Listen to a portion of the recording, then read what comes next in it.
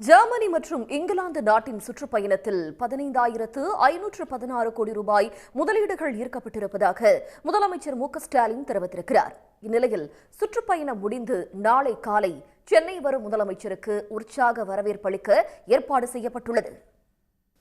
தமிழ்நாட்டிற்கான தொழில் முதலீடுகளை ஈர்க்கும் நோக்கில் ஐரோப்பிய நாடுகளுக்கு சுற்றுப்பயணம் மேற்கொண்ட முதலமைச்சர் மு க ஸ்டாலின் ஜெர்மனி, இங்கிலாந்து உள்ளிட்ட நாடுகளில் உள்ள பன்னாட்டு நிறுவனங்களின் பிரதிநிதிகளை சந்தித்தார். தொடர்ந்து பல்வேறு முக்கிய நிறுவனங்கள் தமிழ்நாட்டில் புதிய தொழில் முதலீடுகள் மற்றும் தொழில் விரிவுபடுத்துவதற்கான புரிந்துணர்வு ஒப்பந்தங்களும் கையெழுத்திட்டுள்ளன. குறிப்பாக 15,516 கோடி ரூபாய் அளவுக்கான முதலீடுகள் ஈர்க்கப்பட்டுள்ளன. இதன் மூலம் 17,613 பேருக்கு வேலை வாய்ப்புகள் உண்டாகும் சூழல் ஏற்பட்டுள்ளது.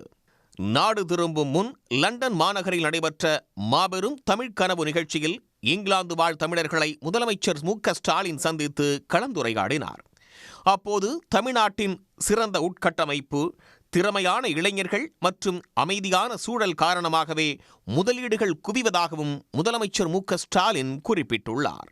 சிறந்த உட்கட்டமைப்பு, திறமையான இளைஞர்கள், அமைதியான சூழல், இதனால தான் தமிழ்நாட்டில் முதலீடுகள் குவியுது.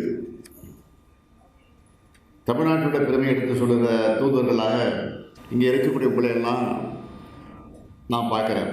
உங்களை பார்க்கும்போதே இங்கே இருக்கவங்களுக்கு நம்ம தமிழ்நாட்டை பற்றி ஒரு நல்ல இம்ப்ரெஷன் வரும். அந்த வகையில் தமிழ்நாட்டோட வளர்ச்சிக்கு காரணமாக இருக்கிற நீங்கள் எல்லோரும் தமிழ்நாட்டோட